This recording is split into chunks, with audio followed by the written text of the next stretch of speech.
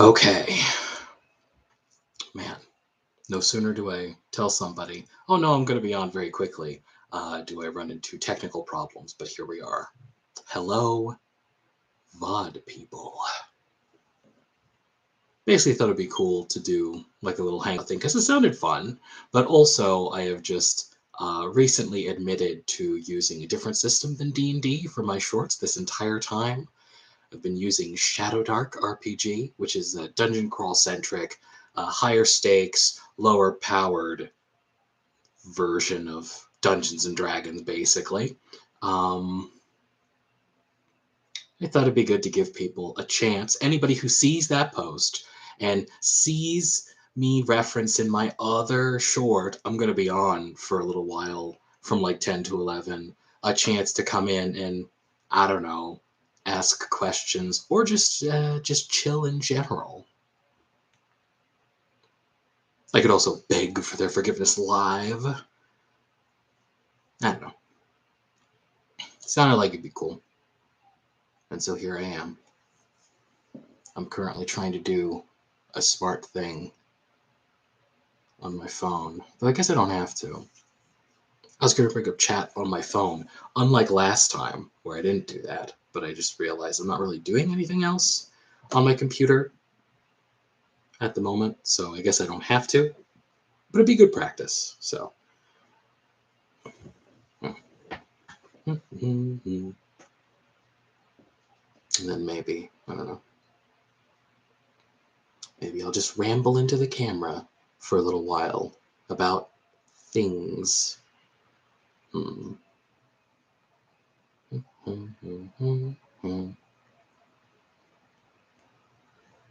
I hope everybody's Friday's going well so far. It's early, but I still hope it's going well.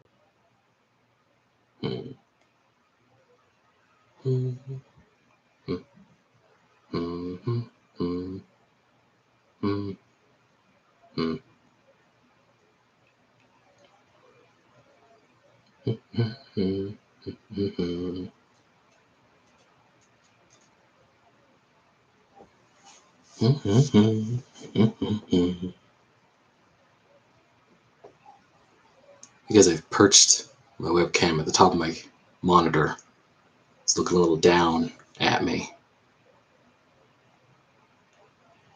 Where else would you put it? I don't know, but here we are.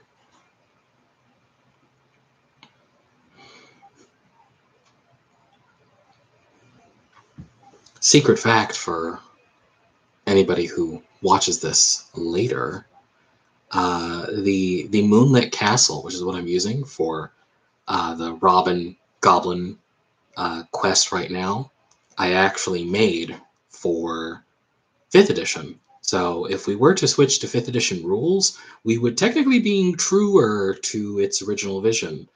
I made it because I thought it'd be cool, and I ran it first for a group of players at my local game store because I run D&D. I run actual just straight up 5th edition at my local game store on Saturdays, which has been fun, you know.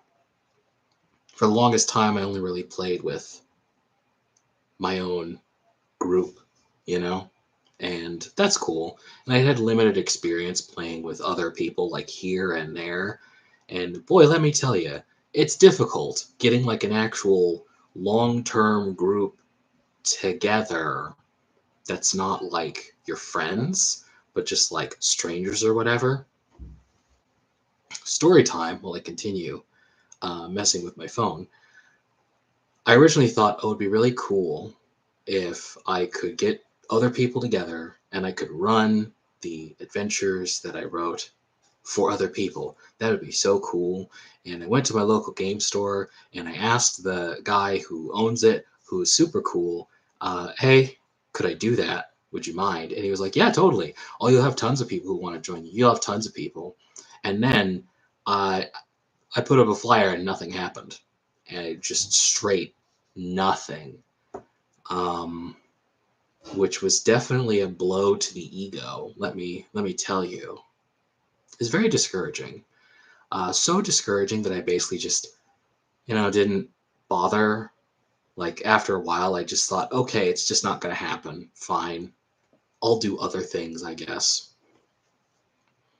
But then, I don't know, one day I like felt motivated to either go in and take my flyer down or to update it. And I squinting. Oh no. I went in and I talked to the dude, and the dude was confused because I said, "Hey, you said that, but like nobody cared." I didn't say it like that. I was like, "Hey, you said everybody be super down, but like I didn't get any word back or anything. What's up with that?" And he himself was confused, and he's like, "Yeah, I don't know. You charging for it?" I was like, "No." I was like, "No. Maybe people just are a little hesitant to like play with someone they don't know," which at that point was my theory too. It takes I can't focus on trying to bring up chat on my phone and talk at the same time, so I'm not going to. It definitely takes, it's definitely a leap of faith that I don't think we really give credit to it when you play with somebody else. As far as like tabletop is concerned, you have no idea like what rules they use or don't use. You have no idea like the culture at the table, and it could just super not fit for you. So, and also meeting new people is always weird. You run the risk of, them turning out to be jerks or worse, conservatives. Um, or you just end up not meshing. The last thing you want to do is pop into a session and you're more combat oriented and everybody else is repulsed at the idea of like a fight happening more than like once an arc. You're like, wow, a huge misalignment. You hear people talk to death about how expectations are important, and you know making sure that everyone on the same page is important, and like it's awkward, but it's also very true. Anyway, tangent aside, I basically thought like it wasn't going to happen until like one guy reached out, and he said he had played Dungeons and Dragons way long ago and he was interested in like getting back into it or whatever. And so at that point I thought, that's a good story. I'll push. I'll go out of my way to try to get people instead of just putting up a flyer and hoping it does the work for me, which it absolutely did not. And just sitting there in the game shop with like a little sign up about how I'm going to play D&D also didn't do it. People would occasionally look and be like, "Oh, huh, well, we're kind of busy right now, but maybe." I started giving them my business card, if only because it has my email on it and it seemed easier than just saying something and then hoping that people would remember it. Talking with like the game shop owner guy, he said there's like an online group that like does stuff. You could try that. And I kind of saw a flyer from them as well, and so I kind of pursued that.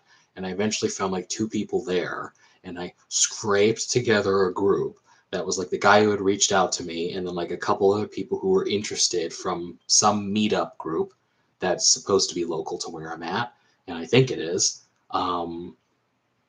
So for a while it was three, which was all right, but then it dropped to two. One guy had to leave because he got like a new job opportunity that was like really good, but it was going to stick straight into Saturday where we were at. And I mean, you got to do what you got to do, right? So for a while it was just two. It was just two. And, you know, one way or another, like we held out. There was a sentiment at the table that more than two people would be better, and I agreed. I know people that do like small groups and shit, but like for my optimal, it'd be better to have more. Um, and then somehow, some way, there came a point. It's really wild. But there came a point where there was just a pivot and more players showed up.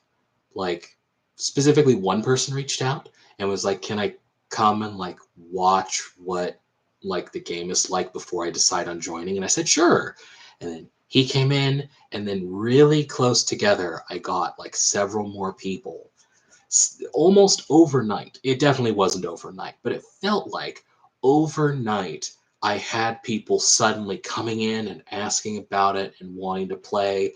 And very rapidly, I broke the crest and went to having more people who wanted to play than I could comfortably GM. In that, five, I think, is my optimal. Five is about good. I think 4 to 5 is good.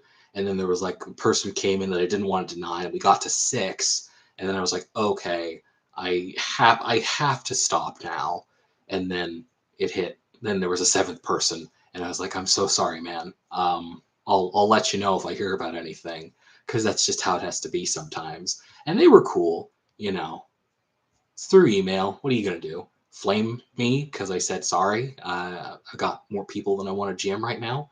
Um, and the game shop guy, one of the other game shop guys, was actually really cool because he started telling people, "Hey, you can contact him, but he's kind of at capacity right now." And if it were not for him and I'd gotten enough people, I would have just tried to run a second game because I really like running games, and also I'm a bit of a people pleaser and also just kind of stupid sometimes. And I'm like, you can do it. You can do it, man. And it's like, is it wise though? I'm like, it'd be exciting. Is it wise though? You didn't answer my first question. I don't answer my own questions. Well, actually, that's a lie. I do a lot. So anyway, and then eventually it caught on, and now I have a solid group. One person moved recently, so now it's down to 5, but I think that'll be okay for the time being. And with the like daily YouTube shorts where I'm playing Dungeons and Dragons with my audience, like it's effectively another campaign. I definitely couldn't run more right now. So that's good.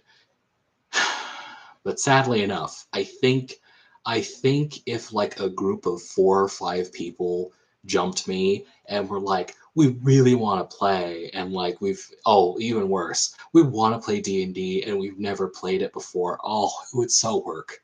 It would so work. You'd see me like internally struggling against the urge to say yeah, and then going, fine, sure. Uh, all right, I got something. I got something. Because who can resist, really? The possibility of introducing someone to tabletop games is, I think, irresistible. Dude, totally. Also, welcome. Just like, it'd be too much. I'd try to struggle and then I'd do it anyway. And it'd work out, I'm sure. I'm in way more games. I'm doing way more playing and running than I ever thought I'd do, but also it's cool and I'm having fun. So, I mean, it's all good. I hope, Leo Tubi, that your Friday is going well. Thank you for joining me.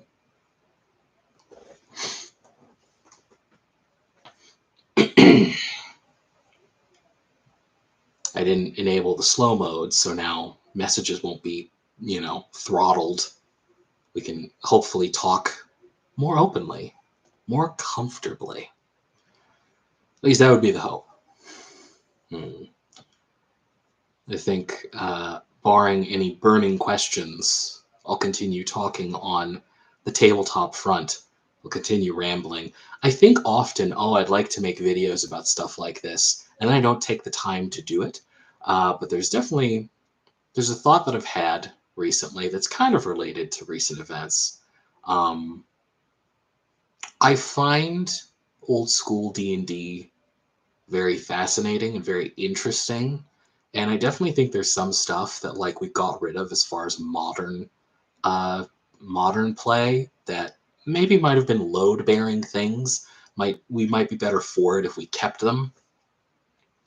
One of which being morale. because I use that even while playing 5th edition. If an enemy hits like half health, or alternatively, if you do something that logically would demoralize your foes, then I have them make like a wisdom save. And if they fail that wisdom save, they'll like break and run, give or take extreme circumstances. Right? If it's the final battle, or if you're fighting enemies that are sufficiently mindless, then obviously not. Like, you can't break the morale of a zombie, for instance. But like in general, I think it's cool. And I've seen more than a few people talk online about how, oh, 5th edition combat tends to drag, and there's definitely a point where you're going to win, but because we come into it with a video game mentality, which is how I came into it as well, we assume that we have to grind everybody down to 0 hit points. And it's like, no. And I think that morale is like a really good way of going, hey, you've broken them. You can rout them if you want, but like, the victory is won. Like, if the boss of a group got killed in front of their goon, they would have to make that roll, correct? Yes. Absolutely. Absolutely. Which also, I think, makes it potentially more interesting, because in like a big fight, people who want to just gun for the boss, that becomes more of a legitimate strategy than, okay, you can gun for the boss, but we've got like 20 minions who are just going to be milling around. And I think it also makes more sense, like, in universe as well. Like, if your big boss leader guy goes down, you're probably going to be shaken at least. Makes sense to me. And morale is something they used to do back in the day, and I think that it's good. Yes. Yes, exactly. Thematically, it makes sense. And I think it's cool and good, and maybe something that we should have carried forward. As well as tracking time, though that's maybe a little more obtuse. Back in the day, there's a famous quote from Gary Gygax about how you can't have a meaningful campaign without tracking time. And he said a lot of things. Some of them were whack, and some of them were good. But like, there's actually a huge dungeon that I did once where I started keeping track of in-game time. And really, I didn't have a clock or an app or anything. I really just uh, in old school D&D, there are like dungeon crawling turns that are like 10 minutes, and they represent you moving slowly and deliberately and carefully. And then you can, there are other rules associated with it. But as my starting point, I started keeping track of time, that I basically cut things into like 10-minute intervals in my head. And then I ballparked it for things that were logically less time. And then if people short rested, okay, that's an hour. I already know that, so on and so forth. And one, I really liked being able to post at the end of sessions, hey, it's this time right now in game, especially because the premise of the dungeon, they had like a 7-day limit to find something in there. So it was cool to go, hey, it's day whatever, whatever, and whatever. But I think that keeping track of time also is cool, not just because it adds a weight to things, but it also means that, keeping track of buffs and things becomes easier. How many times do you play and someone goes, oh, has Pass Without Trace run out? And you have to go, has it? But instead, if you do that, a bonus thing is you can go, oh, yes, it has. But also, it has an effect of hampering long rest. Like, in the rules of 5th edition, you can only long rest once per like 12 hours, or you can only benefit from the, stuff that it gives. You can't just long rest whenever. And I think, and this is fine ish, but like, I think a lot of people just don't really worry about that and go, whatever. And like, nah, man, if you get into a hard fight, it actually was kind of bad because I did not adequately warn my players, my friends who, we usually don't play this way. I didn't go out of my way to warn them. So there was a point where I might even tell the story in full. I might even indulge. But for right now, I'll say that they got into a situation where they fought like two boss fights, basically back to back, and they were really hurt. They were like, okay, now we definitely are going to long rest. And I, not having adequately warned them, had to say, well, in game, you have like 9 hours before you can try to long rest again and actually get anything out of it. Um, so you're gonna have to hunker down or do something. Also, those two boss fights are pretty important. The Dungeons authorities are definitely looking for you. What are you gonna do now? Which is exciting and cool, but I definitely felt bad because I had not. I had wished with all my heart that, like at the very beginning, I had said, "Hey, I'm tracking time, which means you will inevitably like want to long rest, but you will still have the rest of the day to go. It's okay to try to find a secure room and like hole down, but like that's going to happen. Make good use of your short rests, please." And it would have been cooler if I'd said that. It's good that they're my friends, because if it were strangers, they very well could have been like, dude, and I've just been like, I'm sorry. In fact, I made the same mistake again with like the Game Shop game group. It wasn't quite so bad, but like, eh, I, you know, there came a point where they had been through something. They didn't go through two boss fights back to back, but my Saturday group had been through like a bunch of random encounters in addition to like some other encounters. And I was like, hey, I forgot for the second time. I'm sorry. And and they were good sports about it. And I mean, if anything dramatic had happened, I'm always prepared to make things right, however I have to, which I definitely think it's an important thing in general when you're GMing to be prepared and to also telegraph, hey, I'm prepared to do whatever I have to do to make this right. I'm not gonna, I'm not just gonna go, well, I made a mistake, but you have to suffer for it, right? It's very important. But yeah, absolutely. It's definitely something I should point out at the beginning, and definitely something I will point out at the beginning the next time I do it. God, I hope I don't screw up a third time. That would just be ridiculous. It'd be terrible. And,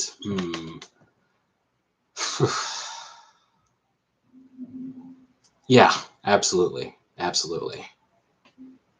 Oh, hey, welcome. And also, happy birthday. When I was making my promo posts, I saw and I was going to send you a message, but now we're here. Live stream. You've caught me. You've caught me talking into the camera about stuff.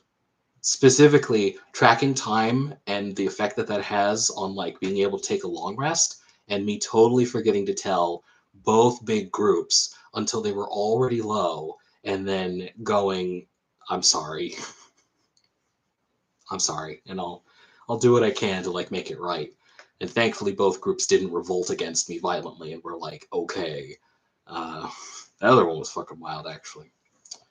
Yeah, yeah. I hope you do something fun. It was my birthday recently, so I know sometimes, yeah, yeah. That would have been nice. That would see if I were cool, I would have done that. Instead, I just shrugged. I was prepared to do whatever I needed to do to make it right, but they managed. They ended up holing up in like a secure place, and I rolled a random encounter during their rest, and they managed to deal with it. They were on like a rooftop or like close to a rooftop, and there was like this giant, it's like two-headed giant that was walking towards them because they smelled like some food they were cooking, and somebody else used uh I think it was manipulate water, because I think one of the things you can do is freeze stuff a little bit, and they like got the giant to like slip and fall, which was cool. That dealt with that, and they were like, "I hope I get experience for that," and I was like, "Yeah, of course," because of course, you know, that's something you never know. Uh, I thought so. I thought it was super cool too, and it worked out. And they rested, and they were all right.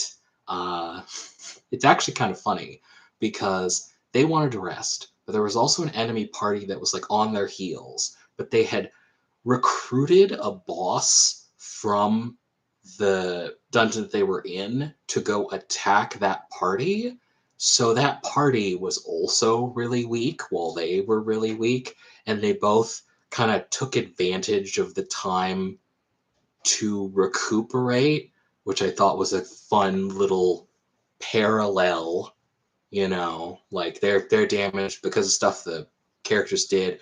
Their foe was damaged, and it evened out.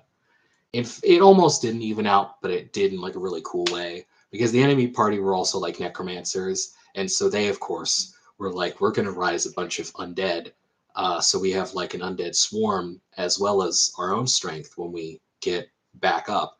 And then the cleric, who by that point was at least level 5, was like, yeah, it'd be a shame if I turned undead and like ruined your advantage in one like glorious blow, wouldn't it? And of course they were like, yes, it would very much. But I was like, that's super rad. I think turn undead is neat and does not get enough play, so it was really cool that that happened. And then they had a fight, and it was all right, and they were victorious, and everything was cool. Very cool. Well, I assume very cool. People seem to like it, and that's about as good as you can do as far as GMing goes. If people are like, yeah, cool, that's pretty cool. You create random tables for the areas your party is in, and you like put super cool shit and super hard shit. And last session, your level 2 party rolled a Gorillion attack and help from a dragon. That's also super cool.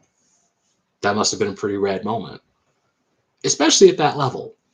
It's good to have cool, wild stuff happen at lower levels. Something else that I also don't like is, or something I struggle against successfully these days, is the mentality of like saving stuff for like later. I've seen like multiple cool GM people go, no, don't save your cool stuff for later. Just pull the ripcord on it. And good advice, I think. Good advice. Level appropriate fun is seldom real fun.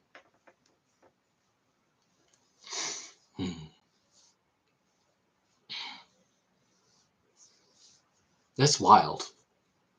I can only imagine what the odds of them rolling polar opposite things would be. Can only imagine because I'm not that great at math. And honestly, probability is weird. But that's super cool. Stuff like that. Stuff like that is what stories are made of. Much more than whatever. Much more than whatever is going on, like on the normal plot level. Sometimes you have like good plot beats or whatever, but people typically come away, in my experience, remembering crazy stuff that happens. There's a group that you're in at the moment, and you think it is in Fate. There was a funny moment where you went to fix a lighter someone broke and crit the lighter and upgraded it. That's fun. That's fun. Hey man, you wanted a flamethrower attachment for your lighter, right? What? Fun. I'm not super familiar with Fate, but I hear people talk positively about it. I hear it's kind of wild. That's really it. Then again, I'm not thinking of a game system that I've only heard people say bad things about, but like, yeah, Fate's probably cool. I've been hearing a ton about Dungeon Crawl Classics lately. I don't know. Yeah, I bet.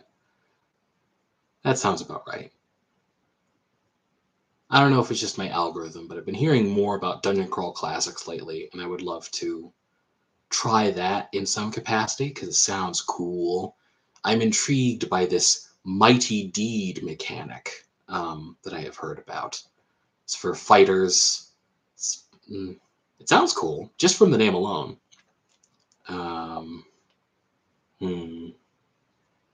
Oh, nice. Goblin rep. Goblin gang. Goblin gang. I actually usually go like human for things like all the time. So Robin is like an exception, but a fun exception. And I mentioned it to somebody in the comments once, but also a Yu-Gi-Oh card. There's like a Yu-Gi-Oh card called Robin Goblin, and it's totally what I did, because I go back to Yu-Gi-Oh cards sometimes for inspiration, because I don't know, why not? He's cool. He stuck with me. That one card stuck with me way more than it had any right to. For whatever reason. That and Neo the Magic Swordsman. Yeah. Hmm. There's another D&D adjacent thing that I would like to try, either running or playing. Trying to remember what it's called. Crown and Skull is what I think it's called. And I'm largely interested in it because it has like an attrition system. I think instead of hit points, you like lose gear and stuff as you go on. But also, it's got this thing where the monsters have like tables of actions and like they run themselves, kind of. Like the idea is the GM doesn't have to like think about what the monster does. There's like dice you roll, and there's like procedures that are associated with the monster, which is an interesting idea. I'm curious how that works in play. I I don't complain about it as much myself, but I've definitely seen some people talk about how being a GM is exhausting, and like it definitely can be. I'm not going to say it's not. So the idea of like monsters kind of running themselves, sorta, sounds interesting, like an interesting bit of design. One would imagine. One would imagine it takes a little agency away from the GM. I don't actually know how it's done, so I don't know. Maybe one day I'll see. It exists. I could buy it, but I don't have a ton of money, so I'm not going to buy it. I'd like to. It's on the list of like, yeah, maybe if I ever got like ahead. Yeah, kind of. At least that's the impression I got. That's the impression I got. Um, I'm not going to do it soon, but I would like to at some point run Hunter the Parenting, because anybody who knows me is like, oh, the World of Darkness, you want to be like the humans that like hunt monsters. Oh, it's like, how surprising. But yeah, I do. Definitely. I played in a brief game a werewolf once. That was cool. Hmm. Yeah, I bet it would. I bet it would feel weird. Well, maybe I'll find out and I'll tell you one day. Or if you ever end up at like a gaming convention and have the chance, uh, maybe you'll tell me. Maybe we'll see. Maybe we'll see together. Maybe we won't. There are a lot of games out there. A lot of games. I'm in a Shadow Dark game right now, actually. And the guy wants to borrow something else from Dungeon Crawl Classics. At least I think that's where it's from. They're like combat maneuvers. And basically, the idea is before you do something, you say, like, hey, I want my fighter to try and shove over this guy, knocking him prone and giving other people advantage on attacking him or dealing damage. And then if the GM is like, okay, I approve, if you successfully hit, then the GM chooses between like the enemy just taking damage and it being a normal attack, or the effect happening instead. It's, I think it's this kind of weird like bargain gamble thing that could be interesting. All right, thanks. Hope you have a good rest of the day, and thanks for stopping by. Which could be interesting. We'll see. I've thought, oh man, I should do more as a fighter in the Shadow Dark game because fighters are cool. But because the game is a little more stripped down mechanics wise, like deliberately so, sometimes it can feel a little simple. despite my love for like early old school D&D and stuff like that, um, despite my love for it, I definitely have found myself craving a little bit more sometimes, but only sometimes. And so these combat maneuvers might be a cool way if I remember to use them. Speaking of that, despite the positive things I have to say about Shadowdark, Did you know, viewers, that I, in the Shadowdark thing I'm currently in, have lost two characters, and I lost them both in the same session to giant centipedes. It's terrible. It's terrible. But it was also really exciting, is the funny thing. Like, we were playing with fewer people than we do normally, and the GM was like, hey, there is this farmstead. They haven't heard from the guy out there. The innkeep would like you to like double check on them or something. And if you guys are aggressive, you could probably get through it tonight, because we had just emerged from uh, Metadon's Tower, which was this other adventure, and I guess it turned out that the GM was correct if we were aggressive, in that we ended up retreating.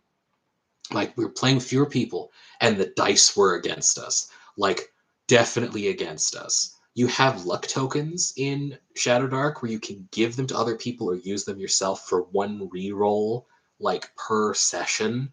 And we went in there. We have like three people, maybe no, I think it was three, and one person's like keeping a lookout outside, so it's two or three. I don't know. But I remember one person immediately gets possessed by like this ghost that's in the house, and like these giant centipedes come out of somewhere else, and they bite, but they also paralyze. So they were biting people. People were going down. People were back up. We were giving each other luck tokens to try to help each other get up and to stabilize. It was a rousing fight. It was truly a trial. So when I say like I lost two characters, definitely wasn't like to a cheap trap, like, oh, whoops. It was like, no, it was a fraught, pitched battle, let alone losing characters. It was also kind of wild because I'm relatively new to this, such unfortunate circumstances. Uh, and so he was very clearly trying to be like cautious. Oh, my connection is unstable. Okay, now my connection is stable again. He was definitely trying to be cautious, so it was also kind of funny, like having to reassure this guy like with incredible thrills. But the flip side is now that sometimes the danger is real. Yeah, absolutely. It was very much a damn. I couldn't beat that. Or even we, because everybody was pulling. Like, everybody was trying. You know, we were all trying to help each other out and everything. It just, the dice didn't go our way, and we came in underprepared and understaffed, and it showed. Which, quite frankly, I think is the value of something like Shadowdark. I like 5th edition. I'm still running it, so obviously I like it. But so often it feels like you're not really in that much danger unless the GM deliberately makes it dangerous. But even then, I find that I find that even if you have 50 hit points and the enemy can do 100 damage, it doesn't feel as visceral to me as when you have 5 hit points and the enemy can do 6 damage, or like a d10 or something. That being said, I still use it. Like I said, this Saturday I'm going to use it. My Saturday game group just finished up, or is on the cusp of finishing up, like a climactic battle before they maybe do some other stuff. It could have been the end of the campaign, but there's a little bit of stuff that's technically bonus stuff.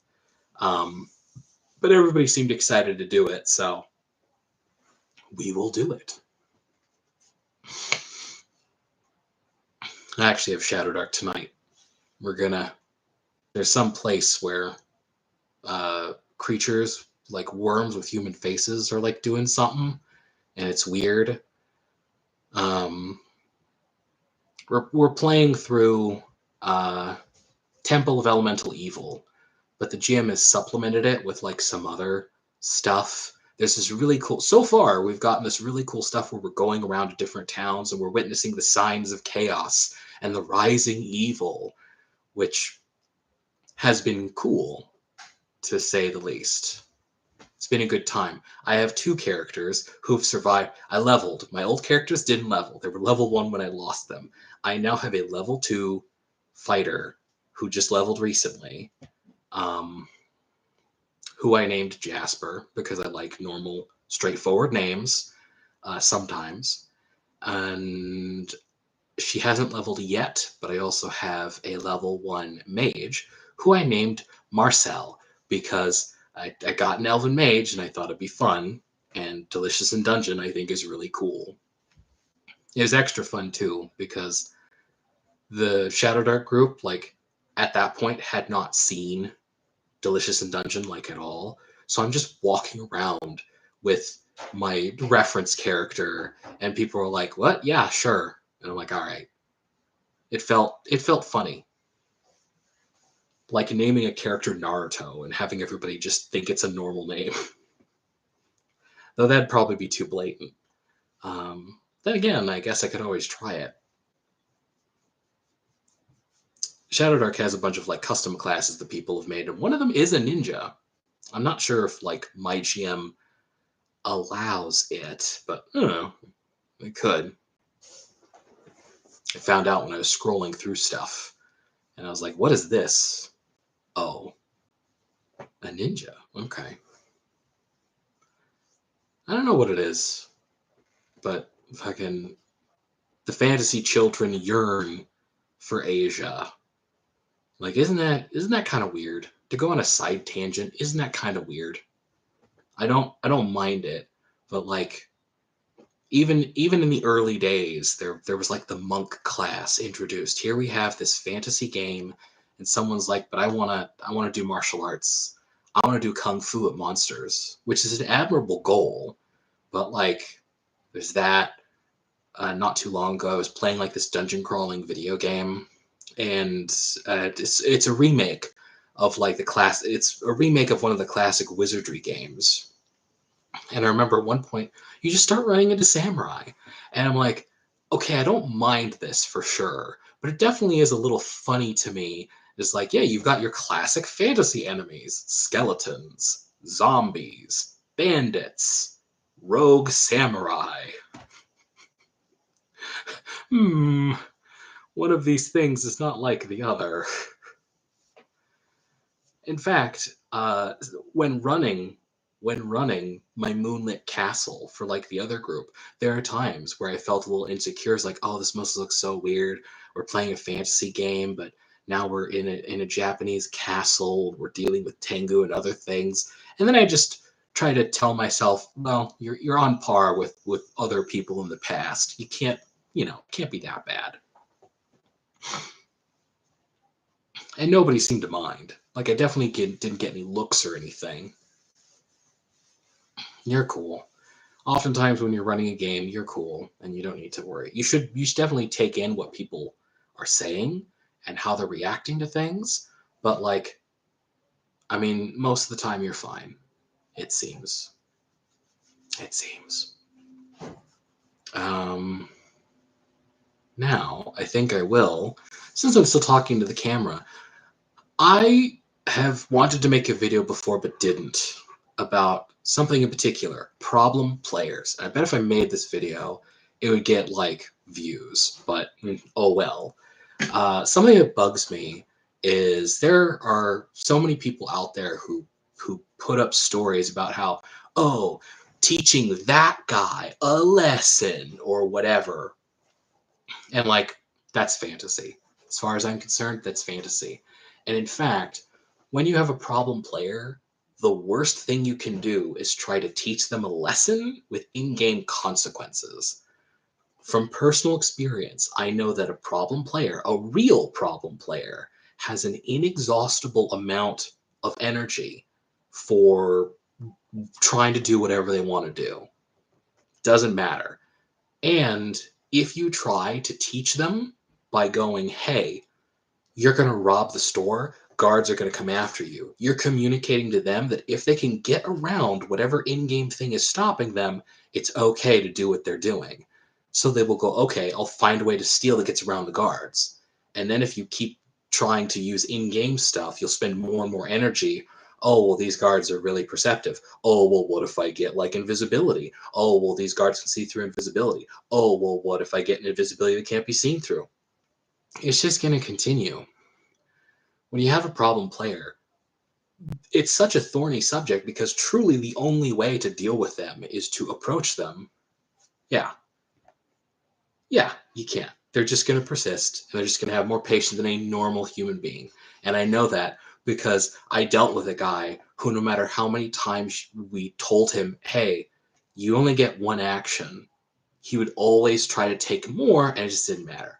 But anyway, the reason why it's such a big thorny subject is specifically because the only true way to deal with a problem player is to approach them and go, hey, stop it. Stop doing this thing you're doing, or else you can't play with us anymore. And then you have to hold firm when they absolutely do that thing again. And you go, hey, I, I said what I said. Stop it. And then you have to follow through on kicking them out. In my experience, I didn't get the chance to do that. There was a break in campaigns, and I asked the problem player to not return. I basically said that I can't keep up with you, which was my nice way of doing it. And then there was another guy who basically left. So I've never straight up practiced. I've only done crappier versions of what I'm saying right now. And in retrospect, going, this would have been the better way to do it. But it's uncomfortable, so people don't want to. And it's also a fun story to go, oh, we outsmarted the problem player by doing this and totally putting them in the. It doesn't work. I don't believe that. I think that those stories are actually about people that were not problem players, that were just kind of maybe a little bit jerks, but willing to back off, or those stories continue to go south after the part that they tell you. I hot take. I don't believe that those stories actually worked, and I think it's generally bad advice. And so I've thought about making a video that's basically just that. Hey, that stuff doesn't work, and you're just telling them they can keep using in-game means to go around whatever you trying to do. That doesn't work. I don't think it works. I don't believe it. Yeah, it probably just continued to be a problem for them. Almost certainly. I've been pretty lucky. When playing with strangers, I have had pretty good luck. There's maybe one person that I've played with, and even I wouldn't call a problem player. They just kind of don't match my energy. They kind of want to do stuff that's a little farther than I want to go, but not bad. Because you think playing with strangers, you run the risk. Oh no, you run the risk of running into terrible people. I've been pretty lucky. I haven't done that. Hey, welcome, Virtue. I appreciate you stopping by. I'm just talking to the camera about D&D adjacent stuff. I was actually talking about problem players just now, and specifically how I don't like people who tell stories about how, oh, we did this in-game consequence that totally put them in their place. Because I think a true problem player has an inexhaustible amount of energy and will just keep going. And also, if you try to use in-game stuff to manage someone like that, you're sending the lesson that oh, if I could just find an in-game way to subvert that, then I can keep doing what I'm doing, right? And clearly the answer is no. Unfortunately, you just have to tell them, hey, stop doing this, or else you can't play with us, and then you have to hold firm, is the short version of what I was just talking about. I hope your Friday is going well. And I hope you can forgive me for my betrayal, my deception. Thought about making a video. I didn't make a video. I like the idea of making videos. The main GM of my group. Oh, well, that's good in some ways and bad in other ways. I hope it splits the difference. My main GM, the main GM of my friend group, actually fully converted over to Pathfinder Second Edition. So now, like my group of friends I've been playing with since high school, now it's Pathfinder all the time. Which I won't lie, I was a little prickly towards in the beginning, but I found myself turning around on it. I've even thought about doing a series of shorts with like Pathfinder, not with Robin, but maybe somebody else. Maybe? I don't know. It's one of the many ideas that I have. Maybe I'll do something about it. Maybe I won't. Yeah, it's true. It's true. Yeah. Talking to players that you have problems with is ultimately the best strategy, but it's also uncomfortable. I remember it wasn't about D&D, but like I was directing the like thesis film at the end of my like animation program. I volunteered to like be the director because I heard about projects collapsing if they didn't have good leadership, and I thought, well, if I just go in there, then it's settled, and if someone really wants it from me, then I can just give it to them. But nobody did, and part of that job was talking to people and writing them up, which was very uncomfortable. I wasn't even doing it with anybody that I was like friends with at home because I was commuting to the school, but even people who would not affect my life too badly if they like didn't like me, it was still super uncomfortable talking to them. And that was much higher stakes than like your D&D game. Hey man, the work's not getting done. I'm gonna have to write you up because you're not doing what you're supposed to do, and we're a team. Uh, that kind of stuff. So like, yeah, talking to people is uncomfortable. Um, Unfortunately, you got to do it sometimes. Sometimes.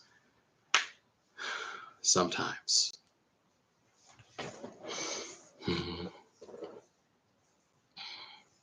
Sometimes. I'm going to say it a fourth time. Sometimes.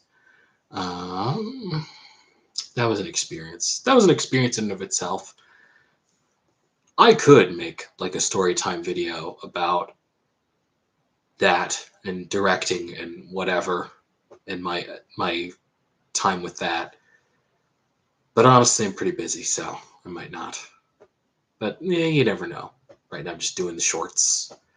Doing the shorts. I'm glad people are liking them.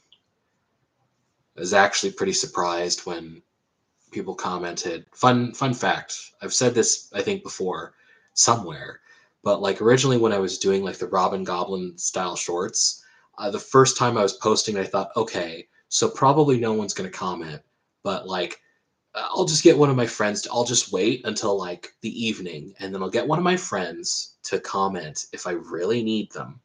And then I'll just go until I get bored or we get out of the maze or whatever. And then I was very surprised to come back to TikTok because I post on TikTok, Instagram, and YouTube. I was very surprised to find that people had already commented like maybe an hour after I had posted it. And I was like, wow, this is cool.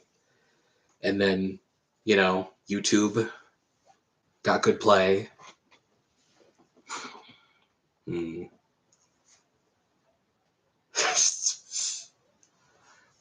That's probably good. That's probably good. I actually felt a little weird because I didn't. Whenever I tell you how characters feel in the shorts, uh, I always feel a little weird if like it might be counterintuitive, but it's how they feel. Splitting the difference sounds like a good move on that part. When I was typing that, especially, I was like, "Uh oh." I hate to say it, but they have conflicting opinions. Misty not wanting to pursue the enemy, and Al being like, "Nah, man, we cannot let them rest. It will come back if we give it, chance to rest." Like, yeah, I don't know. So yeah, splitting the difference and just trying to shove the paintings in the mirror, probably a good move. Probably with dice rolls and things, you never know. Also, I want to say I felt so bad way back in the maze when you had asked, "Oh, there's an imp. We could fight the imp. What does Neil think? How does Neil feel? Because, I told you that Neil was hesitant but wanted to do it anyway. And you were like, all right, I trust Neil. And like that night, I roll the attacks, and I'm like, oh, I didn't plan this. I was like, okay, we should. And on paper, it wasn't that bad. It was like, they're both. We got like 2 attacks before them. No, he was not. I liked that dude. But boy, was he not destined for this world. We're teaming up 2-on-1 with one shot. Oh my God. Oh my God. I was like, well, I told the truth. And how? Sometimes they giveth, and sometimes they taketh away. Yeah. Yeah. It's brutal. It's brutal. But it's also fun, you know? Rolling definitely produces stuff that I would not have written and I would not have expected. Yeah. And also, um, you probably already know, but on the off chance that anybody stumbles across the VOD from like the other stuff, uh, if people say stuff that's like specific approaches they want to take, as long as it doesn't cost anything, like it doesn't use a resource, I generally just go ahead and add it without like a vote or something. So anybody saying, oh, let's be careful of this, let's be careful of that, let's have the fighter in front, all that stuff is pretty reasonable, and so I don't take votes on it, but like, it's there. Also, technically, if a bunch of people were to rally behind an option that was not listed but was still possible, I would do it. It just doesn't happen. But like, I don't know. If the audience banded together and was like, all 8 of us want to, I don't even know. All 8 of us want to do something else. It'd be like, sure. Dude, Kent, man. You would think. You would think. Kent was also pretty brutal. Like, I swear, if I was a player, I would have 100% thought, okay, using my turn to give him advantage to break free, that has to be the right move. I personally would have done that if it were up to me. Did not work. The dice were against us. I don't know who, but there have been a couple of times in the past where people called for like a switching of dice, and I've absolutely done that. With Robin, at least.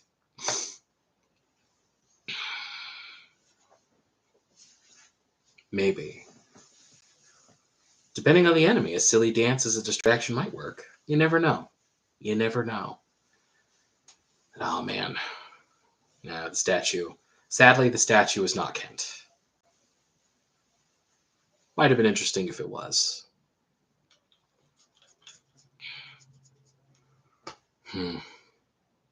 But yeah. Something, something that I've been thinking about, and I guess I'll go ahead and share with you all. Yeah, at least. It could have been. I'll give you some behind the scenes info. So up until now, I have not really done a bunch of like tricky stuff because I figure us playing through the comments, like it's not as clear as if we were playing in person, but there's the possibility of stepping on that rug, and I wasn't gonna like say, oh, do you want to step on the rug or not?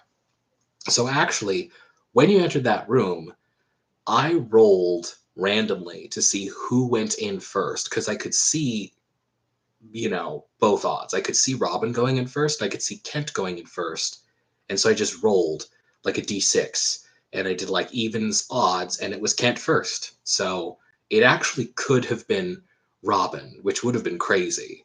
I know what I would have done if that happened, but man, it would have been a bummer. And by what I would have done, I mean I have plans for if like everybody dies. It's much more unlikely now, but um, I mean, if we have a party wipe, I got something else that I'm gonna do, but it's not. People aren't just gonna pop up again. I don't think we're important enough to get resurrected, and I'm not sure who would do it at this level. I'm crazy. I'm crazy. Oh wow, thank you, Leo Tubi. I appreciate that. I have wondered if anybody like goes back and watches them. I had a friend suggest making like a compilation. And that sounds like a good move. I would do that. That same friend was like, and you should make a highlight of like the stream that you did where you stream played D&D. And that's also a good idea.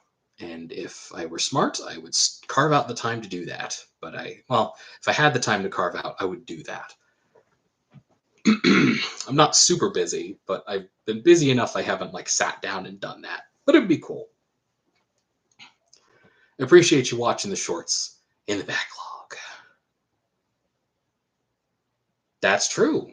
And I've absolutely noticed, and I absolutely appreciate that. Nice. Very cool. Very cool. This is right before we got Neil? Probably. That sounds correct.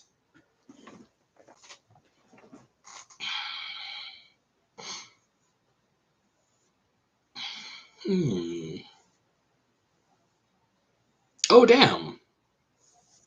You're coming back to YouTube? What you doing? Is there like a specific type of video that you make or something? Leo 2B.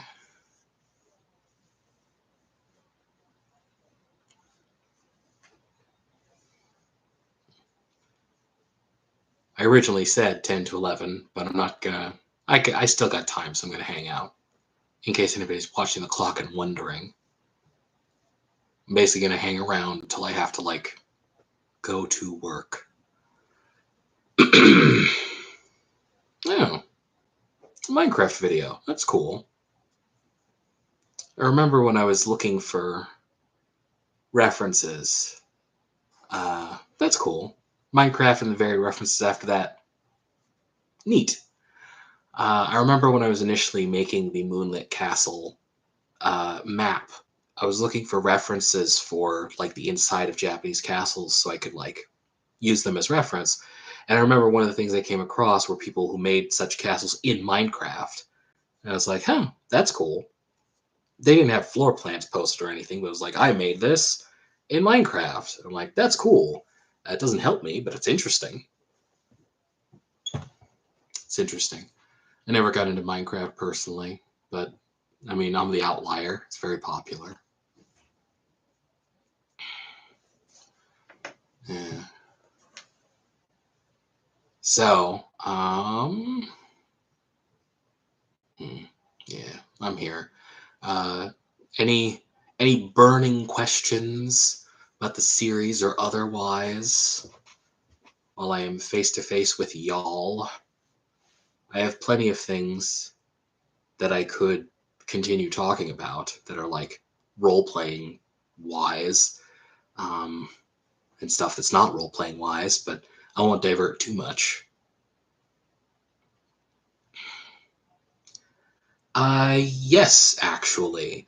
So, it might not have popped up on your feed, but I put out a short today admitting, confessing that I actually haven't been using the 5th edition rules up to this point.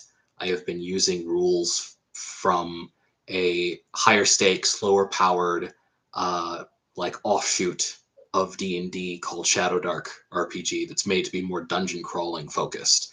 And in that video, I also in the video descriptions I put a link to a folder on my Google Drive that has our true character sheet, a 5th edition equivalent.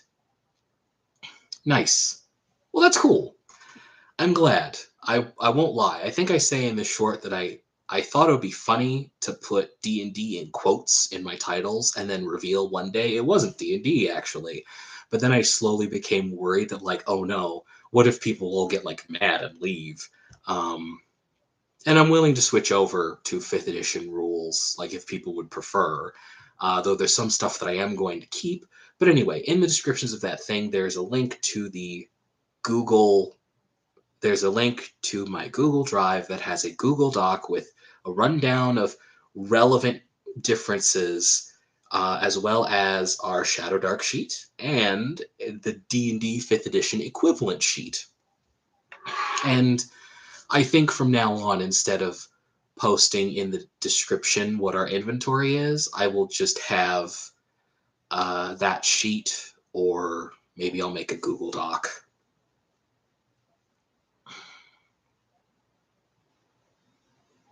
Oh yeah, that's fine. That's fine. It is, honestly. I psych myself out a little bit, but honestly, I'd be very surprised. People were like, "What? We've had plenty of fun this entire time, but you're going to reveal to me that it wasn't technically fifth edition? I'm out." Like, I definitely have a better. I definitely. It is the internet, but thankfully, I'm not super popular.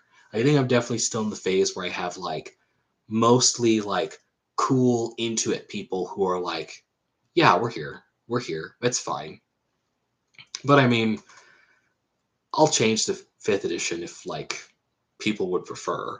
In fact, it's kind of funny because I always thought it would be cool if I was able to make a series like that was using mechanics from a game, like a game system, and then there was like the story you're seeing in the actual series, but people who know the system can like think, uh can like have like extra subtext because they know how the game system works behind what they're seeing in just the general plot. And I always thought that was cool. And I was like, how could I do that effectively?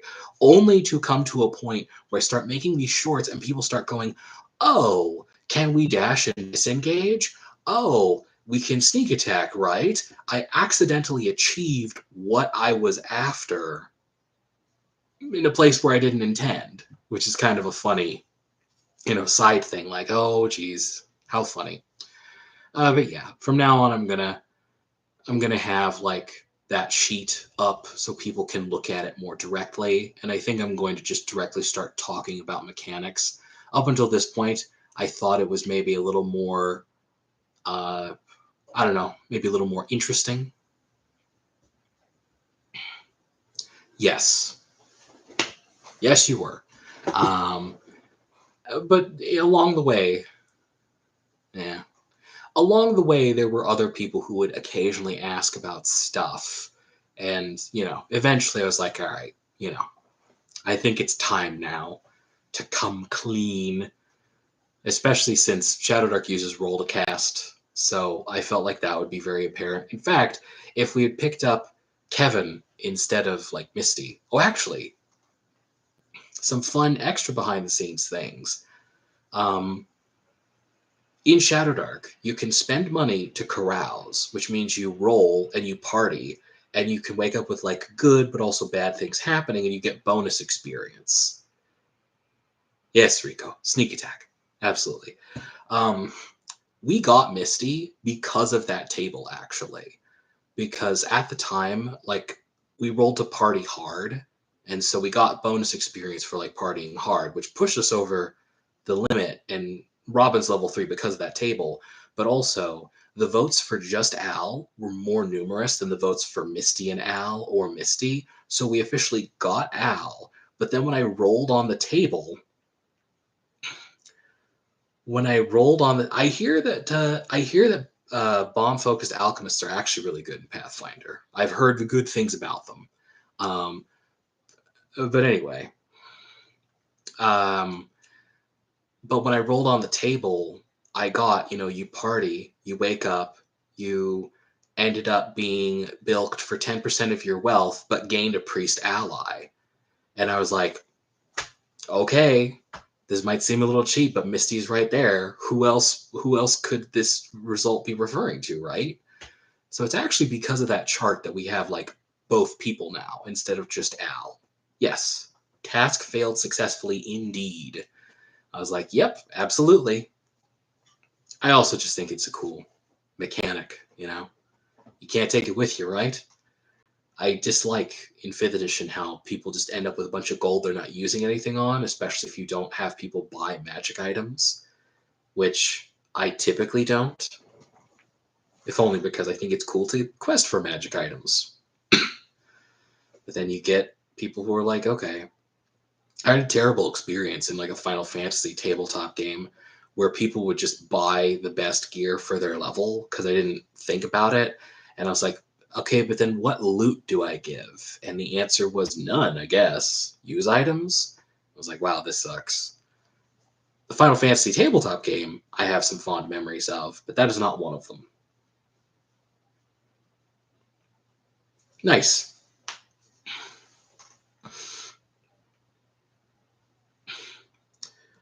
Um, I I'm sorry to say I don't think very many declined. There might have been like one other person. I think the fun of saying party hard was just too much for people. In fact, I thought at the time it's the meme. Who's gonna resist? Who's gonna resist the meme? Though I mean I understand, and it would have been fine. Would have been fine.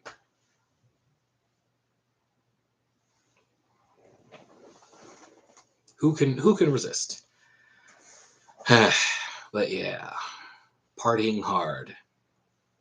It cost 100 of the gold that we have, but we got bonus experience, and we ended up with Misty out of the deal, so it was okay. It was okay this time anyway. Though honestly, I like that you thought, wait, if we're drunk, might that not hinder us in our adventuring?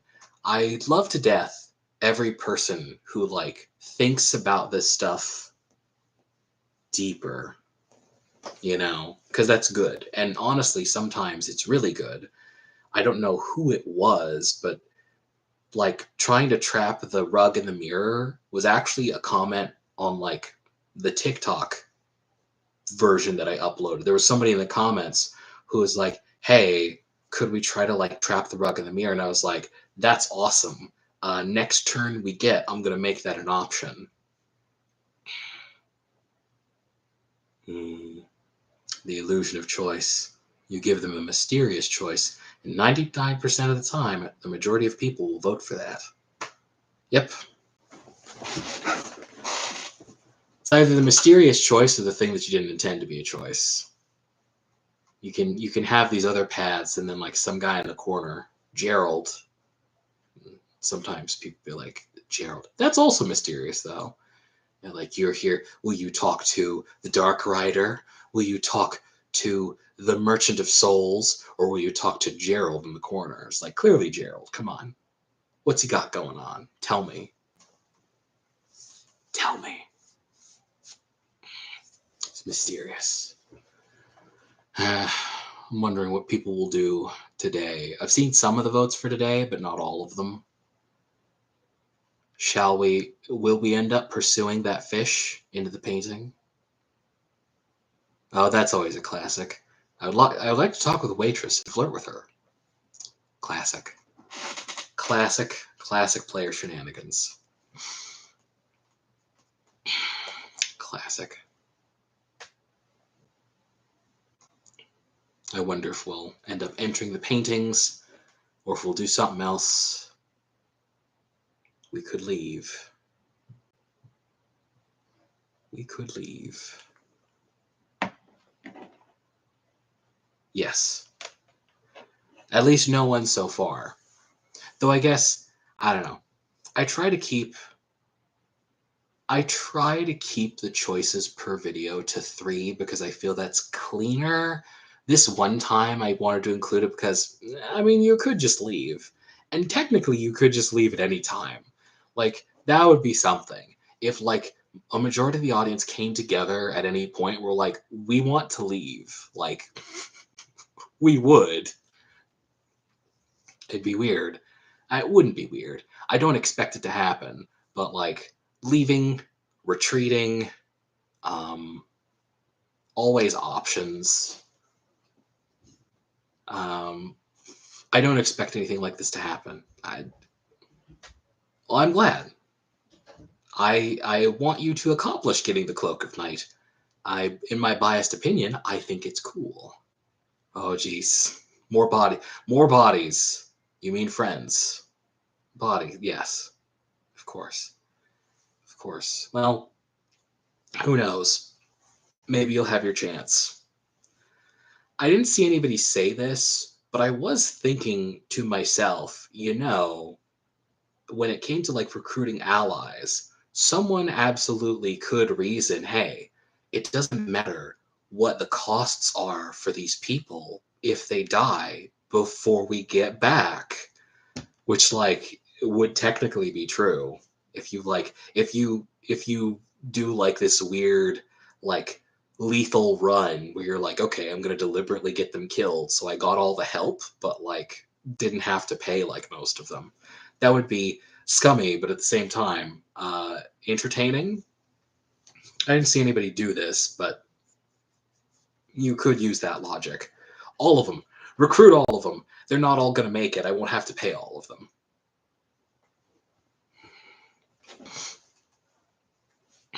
Evil at its greatest. The only downside, I guess, would be if they were carrying stuff, you would have to carry your own stuff, so you wouldn't benefit from like the greater carrying capacity. You'd have to keep one alive by convenience, maybe. Maybe one of them gets to live. Maybe. Not many people were keen on taking Kevin. Who, fun fact, is a funny reference. Funny being subjective, but is a funny reference to Hunter the Parenting, this really cool YouTube show that I dig. The channel is Alpha Busa, and they have multiple series, but one of them is Hunter the Parenting, which is like this comedic but also really cool and really well written series set in like the Hunter, uh, Hunter the Reckoning, White Wolf universe. It's cool. It's cool. I wish I was as good a writer as those people. They do some great stuff.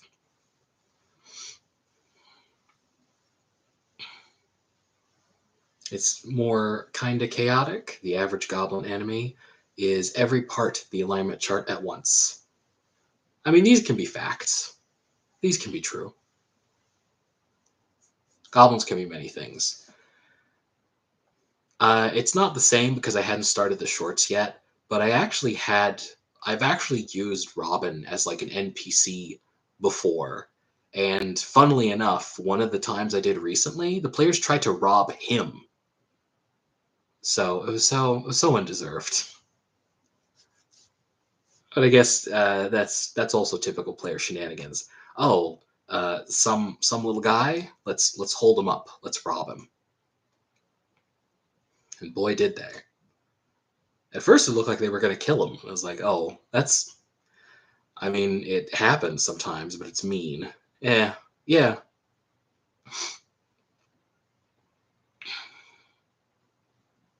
Um, favorite character. He lived, though it was narrow. Favorite character and or what you think is the most interesting character concept you've had. Um, hmm. I'm not sure if you mean like overall or if you mean specific to like the shorts or maybe specific to just stuff that I've created or if you mean like favorite character that I have played. So okay, overall. Um, hmm, that's difficult, but I think I'm gonna say James from I mean, as far as existing characters go, I have a character that I'm going to use for something that I'm going to disqualify from the running. So I'm going to say James from like my Treasure Takers series. I I've just found myself having like this great kinship with this. I just like him a lot. Um, in Treasure Takers, there's like some stuff going on. I intend for each of the characters to have their own like fallacies about tackling life, but also they align with how they tackle like dungeon crawling. And James believes that like you have to keep your head down and you got to bide your time, and it's stupid to like care about things and take risks because he has some trauma in his past, and so he carries that with him. And he's wrong, of course. If you just bide your time and keep your head down, you're never going to advance. You gotta take steps. You can't let your fear control you in that way. And I think that's really interesting and cool. And it's just kind of fun. It's just kind of fun having like a cynical guy who's over there like, that's stupid. That's not going to work. Especially when he's wrong. I also played James in the last 5th edition campaign my friend ever ran, and had some pretty cool stuff happen with him. We reached level 16.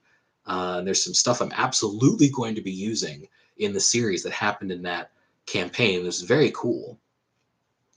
Your favorite character that you've made was a Pathfinder skeleton summoner, a Pathfinder Kitsune Reflection Thaumaturge. My main GM friend had some good times playing a Thaumaturge, and a Pathfinder First Edition Half-Orc Sorcerer Fireball Spammer. That's always good. Fireball always good. Yeah, absolutely. You have to be careful. And I tried very hard when I was playing James to be more careful with being down because I didn't want to be an obstacle to the game. I was more careful with him there than I am like writing, because when you're writing it's fine, but with other people you got to be cool. You got an idea for campaign that starts on a campaign train, with everyone introducing themselves and where they are, what they're doing, etc. Then they all see this big cloud in the sky. Conveniently, everyone has to get off at the stop near the commotion, and that's where it starts. Sounds like a cool opening. That sounds like a cool opening. I've only run an actual campaign of D&D twice. I've run a lot of like shorter things, and I've run campaigns that aren't D&D, but funnily enough, I'm thinking about being cheeky at like the next session or maybe at the end of my game shop game and going, all right, guys, this is the second campaign I ever run. Good job. Because naturally, I assume people will be like, what? I'd be like, no, I have way more practice. It's fine. I usually run adventures instead of campaigns. Adventures that I make, but still. There's just something you don't get from doing adventures that you do from a campaign, though. So I'm glad I actually did it. And I already got other ideas. Yes, it would be quite funny. And then, of course, I'd have to clarify. Half-Orc Sorcerer was a cross-blooded Solar Orc bloodline, priestess of Saranri and shaman of Salzarian. He was my Munchkin character, but I gave him some fluff. That's cool. That's cool. It's always neat when you have a character and then you add like a little extra. You're like, no, don't worry. This dude's good in a fight, but we'll add like a little bit, and then something happens. That's cool. Currently, my friend's running a Pathfinder thing where we're breaking into some mage's tower, and I'm playing a barbarian and just doing that, just having fun with that. I'm hacking and slashing. We had a really crazy encounter where some people were trying to climb a rope, but like a harpy was attacking us. It was super rad. I won't look into it. We'll all not look into it together. Virtue of Sin. Thinking about other characters I've played. I don't know. I've played James in a campaign before, and I've played Brenna in a campaign before. The kind of Norse-inspired big buff fighter lady. I played her in like a Tales from the Yawning Portal thing where we were going through adventures in the book. We didn't get all the way through, but we got like close to all the way through. That was cool. That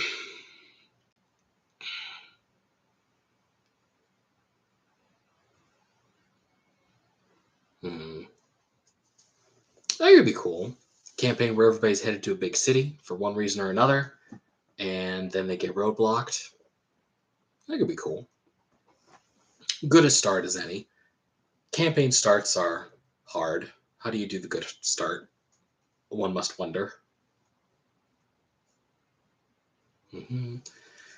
And when they were spending the night in one of the neighboring villages during night called curfew, the village gets attacked by a bunch of bugs. Bunch of bugs. Like bug swarms? Or are we talking like big bugs? Big solitary bugs?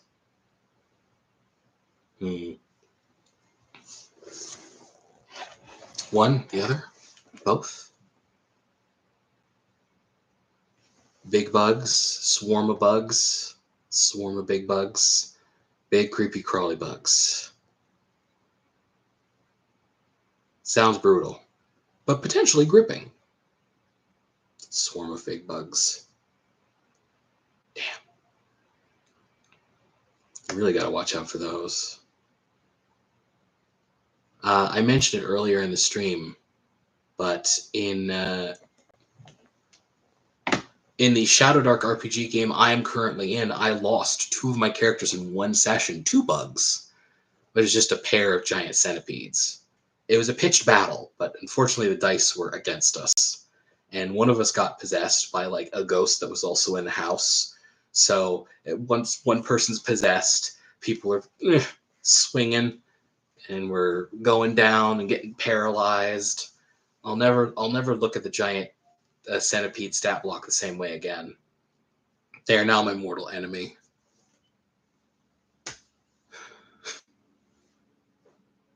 Rip creepy crawlies. Yeah, definitely. Terrible, but it was fun. I should have been another character that was just a ranger. Favorite enemy bugs. Favorite enemy giant centipedes. Like, no, they will pay. They will pay. Oh, if only. If only.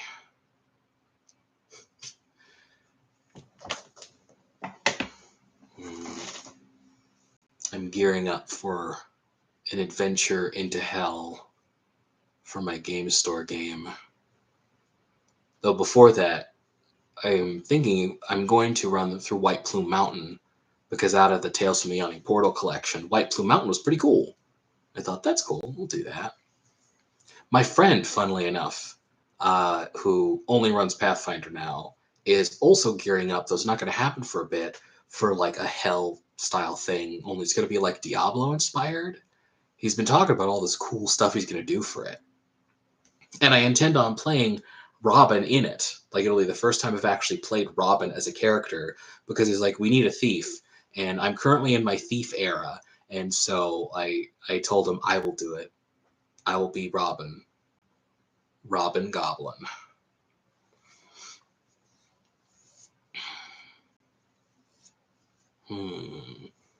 Also, if someone rolled a successful nature check, they would know that the bugs attacking the village were all solitary and consisted of several different species that rarely interacted, meaning they were being controlled.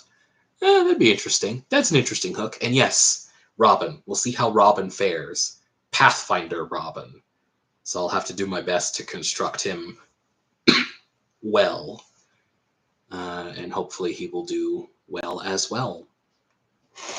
I've heard some good things about Pathfinder Thieves. It's Pathfinder 2nd Edition. Pathfinder 2nd Edition is the one that he uses and likes to use. I have a minimal amount of experience with Pathfinder 1st Edition, in that I have a different friend who is like, I want to use it because it's just 3.5 but more balanced. And I was like, yeah, okay. But like my main friend group, it's Pathfinder 2nd Edition all the way. and that is the guy who's running the Diablo-inspired thing. So Robin will be a Pathfinder 2nd Edition Goblin Thief. Oh, really? Well, thank you, Leo Tubi. I appreciate that. I can only hope that I am interesting. In my ego, I would like to think that I'm interesting, but you never really know. Was the first thing that you saw like one of the shorts, or was it a different video? Because I got some older videos kicking around that are maybe a little dated where I complain about things. And then, of course, I've also got the Treasure Taker stuff, the animated stuff.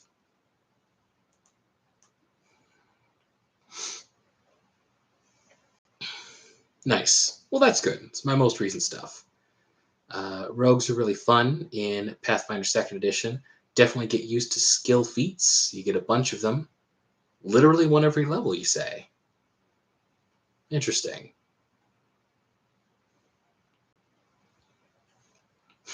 Nice. I would like to learn a language. Which one? Yes.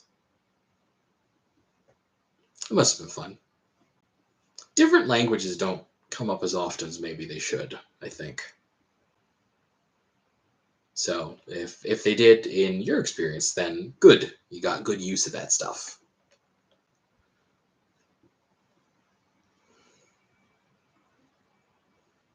Nice.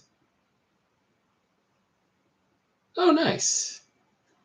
Last one. Was that last thing you were lacking? The Secret of the Druids? That'd be cool. That'd be cool.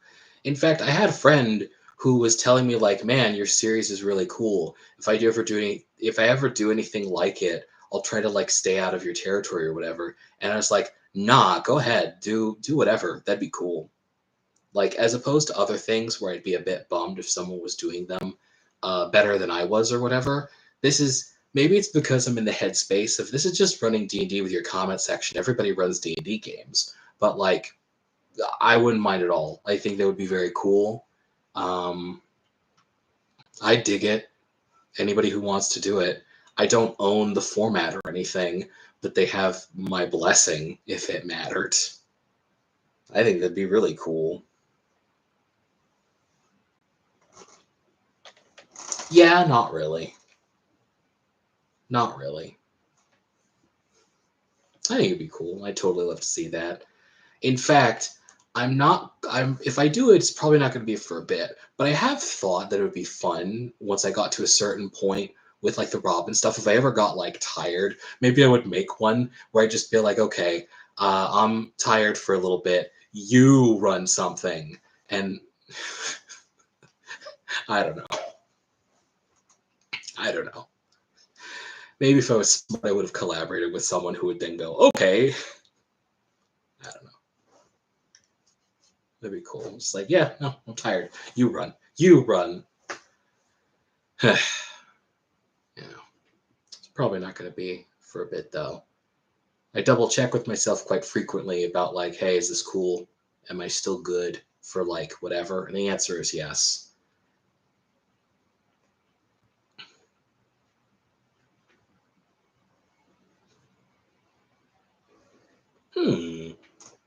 Let's play D&D together. Season 2, Session 0. Everyone post your favorite class and your favorite race. Most popular for each option is our next character that I make. That could be interesting. I wonder what we would make. I wonder what we would make.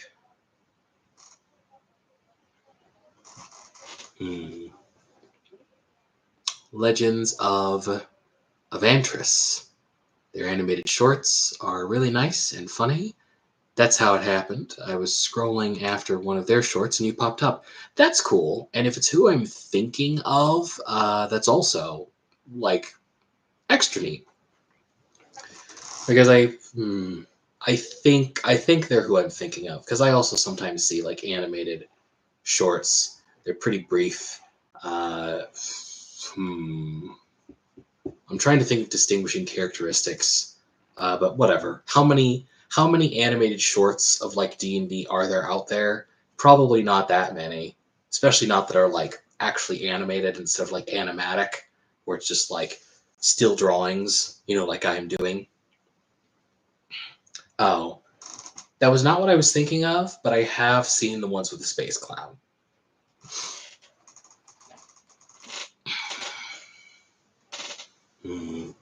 How deep is that bucket?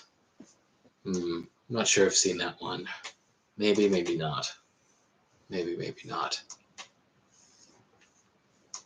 The ones that I'm thinking of, it's a group that has like 2 thieves and like some other people, and I think the initial members of the group are like 2 thieves and they're both tieflings, I think. Whatever. Cool stuff. People make cool stuff on here. It's good.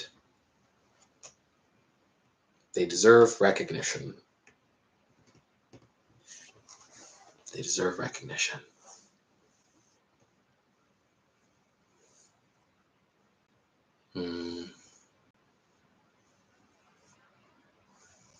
I think so. I won't speak for Leo Tubi, but I believe so.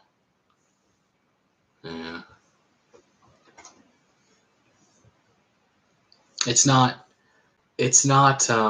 they're not YouTube shorts, but like, have y'all seen the animated spellbook? They're how I know about Tailspire, like in the first place.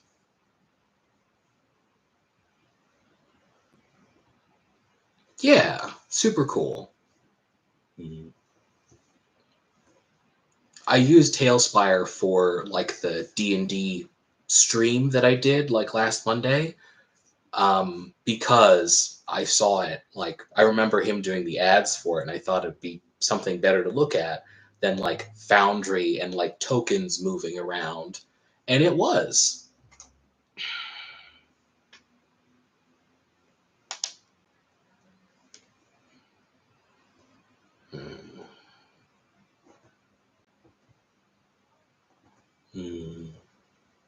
Yeah, it worked out pretty well.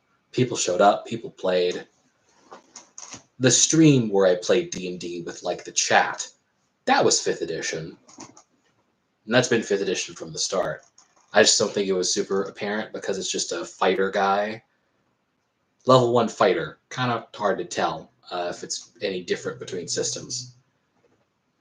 I had a little bit of trouble though. I didn't know how to open the door. So there's this point where I can't move the mini through the door of like the 3D modeled terrain.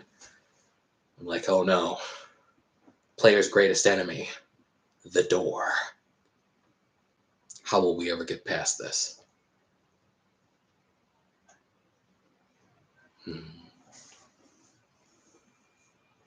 I'm trying to think.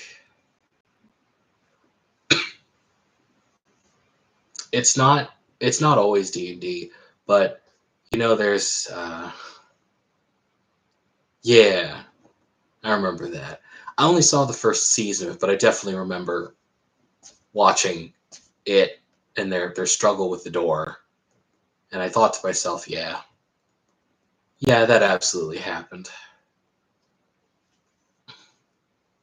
I need to re-get Prime at some point. If not for more Critical Role, then maybe more. Yeah. It's just a door. How are you two having so much trouble? It's just a door. Come on, man. Doors can be real tricky sometimes.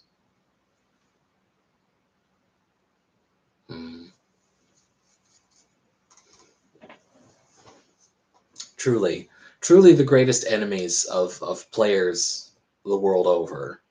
Doors, simple puzzles.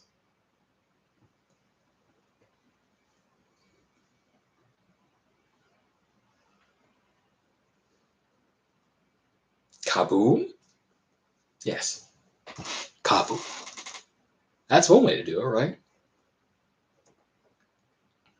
Man. Oh.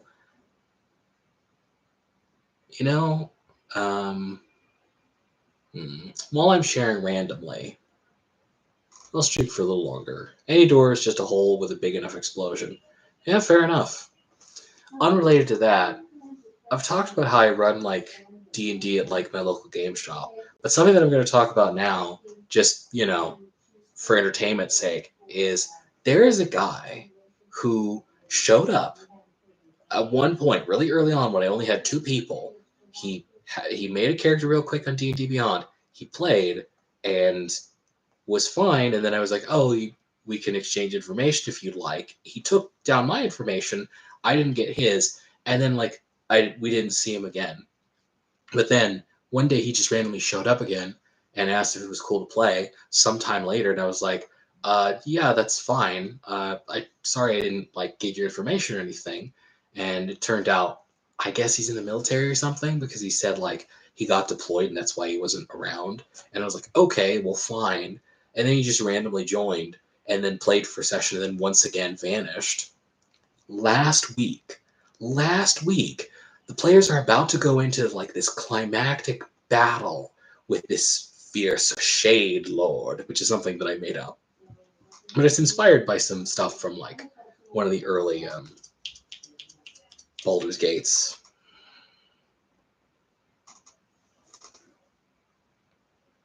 One of the reasons you love Pathfinder Society and Adventures League, it's not active where I'm at, so I'm glad there's some good experiences. I'm glad you've had a good experience with them.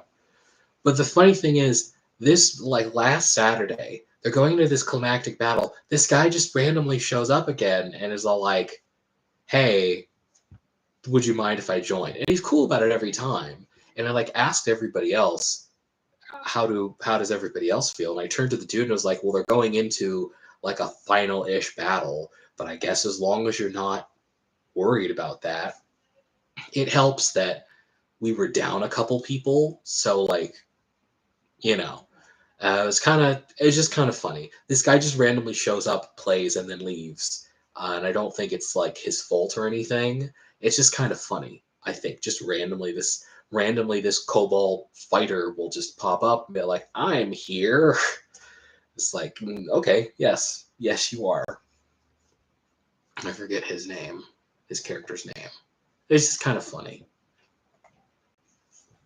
The ghost of Kobold's past. Yes. It's just kind of funny. I'm down to 5 right now. I could let in the 6th person who wanted to join when I was already at capacity, but I think 5 is pretty good.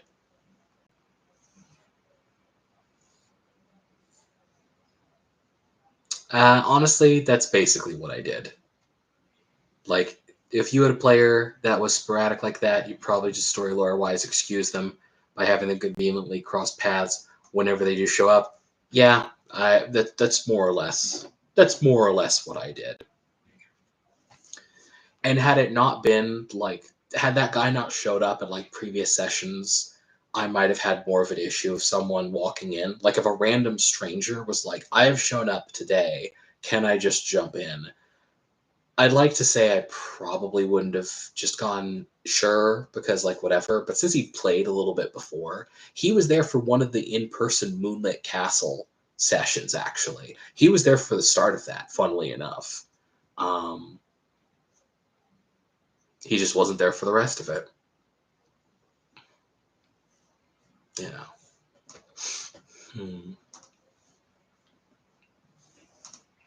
So I could tell him, hey, I'm doing YouTube shorts about that castle that you and everybody else were starting to go through, and he'd know what I was talking about, which is kind of funny. It'd be funny if he ran into these somewhere. Yes, suddenly a kobold. There's actually one player, the person who's playing the rogue in like the 5th edition game, who was like, can I say that like we were playing cards and I just liked the cut of his jib and invited him along? Because that player is cool and collaborative. And I was like, sure. Wouldn't it be funny if like that guy who pops in and out like is just scrolling his YouTube one day and he sees this place that he played a little bit of and it's like, oh, I wonder how that went. He just fucking starts watching them. Man, there was a monster fish in there. That's crazy.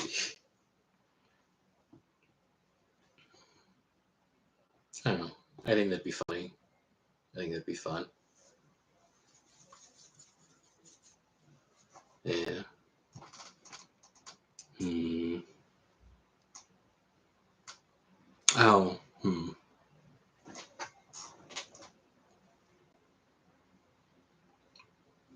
I'm thinking about other stuff. I could always talk about more stuff because I always have plenty to say. But I don't know. Is there anything else? I'll probably stop streaming in a little bit. But is there anything else? Any curiosities that y'all have? Burning questions, burning requests. I can't. I can't say I'll do all of them, but like, I don't know. It doesn't sound like anybody who showed up is particularly against me not strictly using 5th edition rules. So, depending on how other people voice, one person on TikTok so far has said, I don't know, man. It seems like the rules are working well enough for what we're doing since we're mostly dungeon crawling. And I was like, all right. So we'll see about that. But like comments, questions.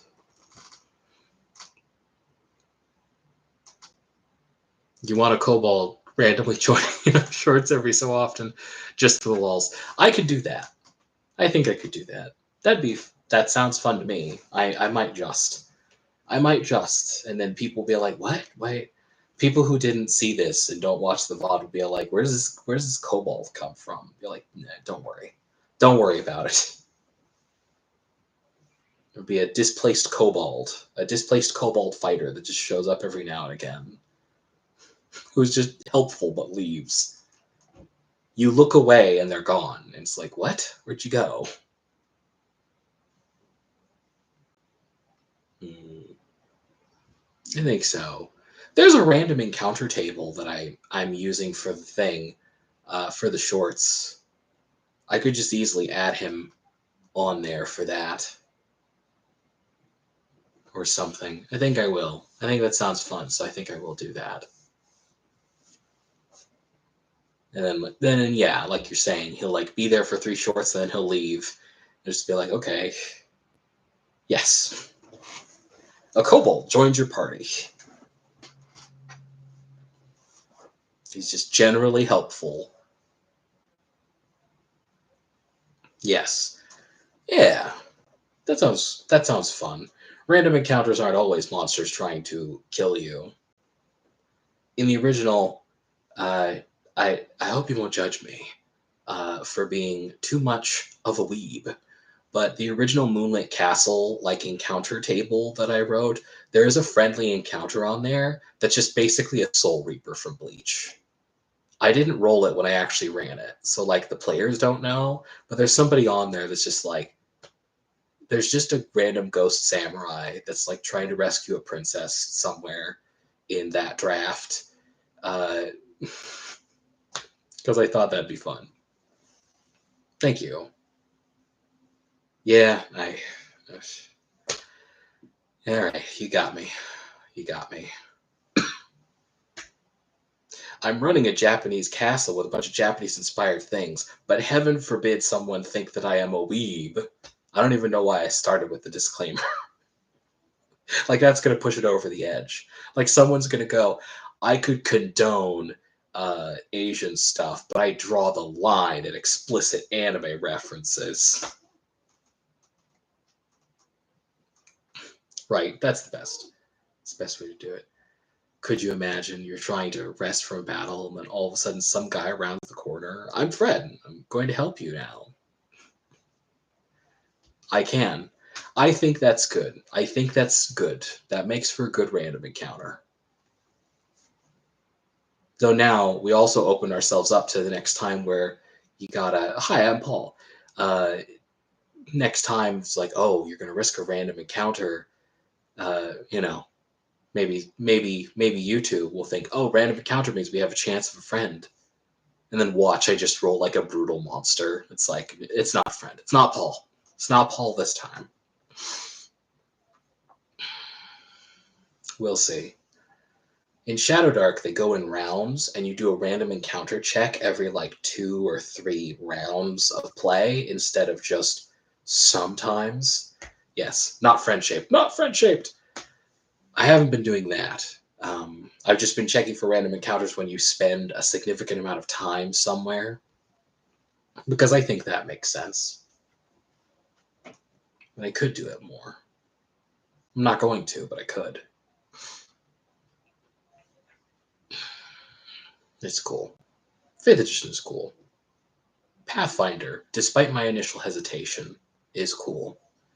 I like how they have little weapon qualities in Pathfinder, and now they're doing it for the new like update for 5th edition. I'm not normally this way, but there are multiple times where I've heard about like new stuff they're adding to 5th edition, and I couldn't help but think like, "Oh, this sounds familiar," which that's probably on purpose.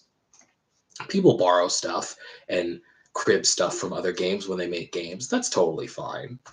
Like I had a friend who was like, I want to do the study action because apparently the 2024 rules has some explicit action that's just trying. It's recall knowledge basically. It's I want to spend an action trying to figure out what's up with this thing.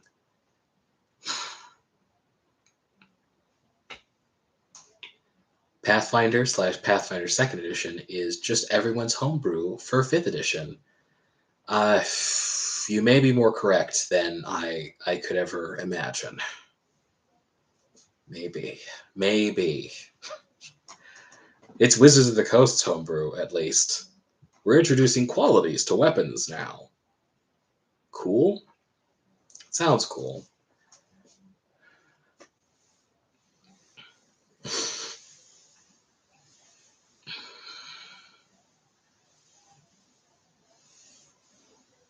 Yeah.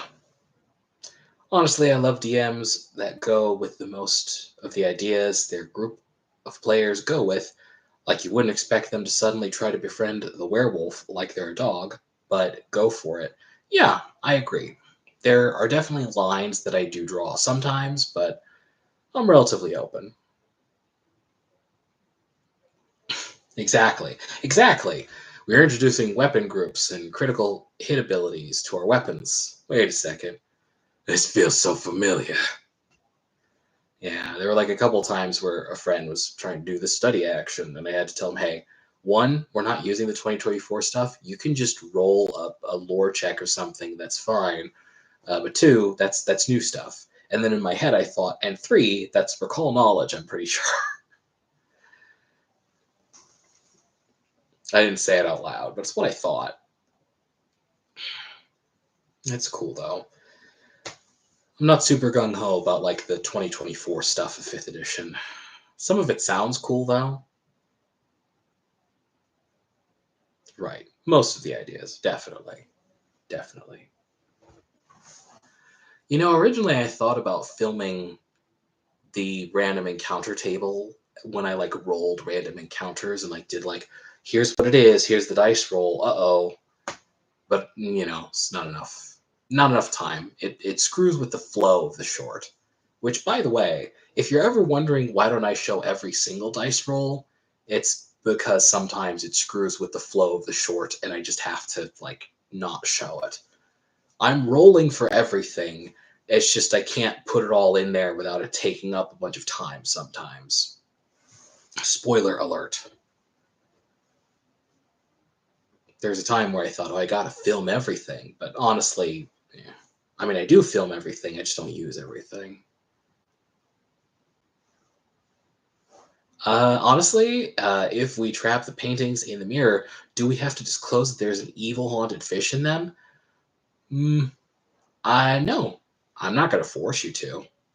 If you want to tell them, then you can tell them. If you don't want to tell them, then that's fine. Will that impact your ability to sell to them in the future? Maybe. Only if your GM cares about that kind of thing. If your GM is weirdly specific about those things. But no. I'm not going to force you to do anything. And now that you've said that, I'm probably going to add in like a little choice or a little text on there if you loot them when you sell them, like, do you want to mention the fish or do you want to leave it unmentioned? And hopefully somebody remembers the rocks and they're like, nah, that's fine. I thought that part might have been a little noodly, the stowing stuff. Nobody seemed to mind, so it was fine. But I, for a minute, thought, this could come off as a little mean. Are people really here for inventory management? I mean, I don't know. Maybe, maybe not. Those that are, it's there.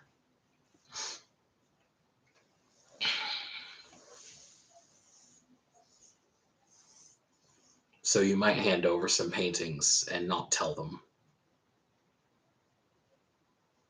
As well, you should be. They're not cool guys. I mean, it's obviously extra trouble, but at the same time, they could have charged you less, but they didn't. It does. Just means some paintings have some dangerous things in them.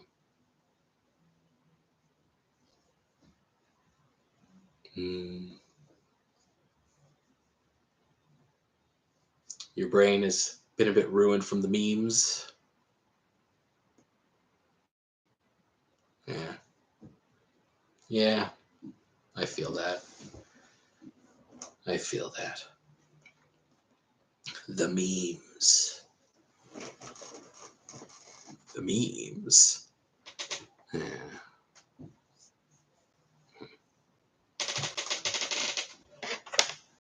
The memes. D&D memes? Other memes. Checking my phone right now. One of my Instagram viewers has voted 5th edition as far as like system changes. There's only one thing to do in this situation. Yes. I'm glad that landed. I also briefly thought about I can deny it no longer. I just didn't go the SpongeBob route, at least not this time.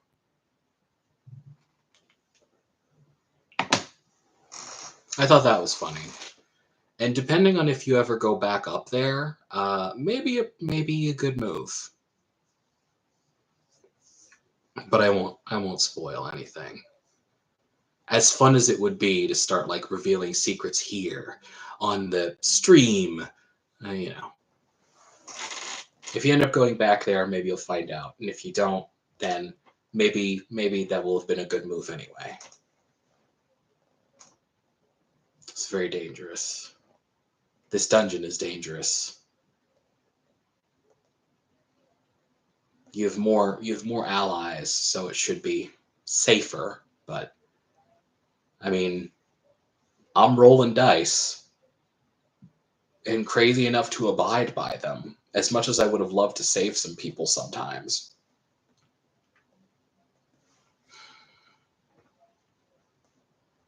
And I'm going to keep abiding. So some bad dice rolls, this could all go up in flames.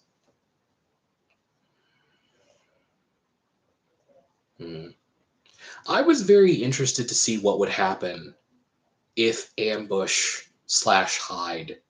won. Like, ambush, that would have been interesting. Hide, that would have also been interesting. Boy, does it. Boy, does it. Okay. So, I'm having fun streaming, but I think the 2 hours is pretty good. So, thanks for coming by.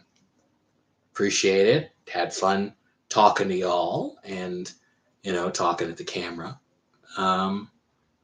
Stuff's cool. You probably already voted on the latest short, so I don't have to worry about that. But if someone's catching the VOD after the fact and it's still the same day, feel free. Go ahead. Vote it up. Yeah, you're quite welcome. Thanks for coming by. And I'll see you next time. I think I am going to do another like playing D&D with the chat stream on Monday. but I'll post about that and I'll say stuff about that in like videos and whatever. Anyway, cool. Have a good rest of the Friday. Thanks, you too. Bye.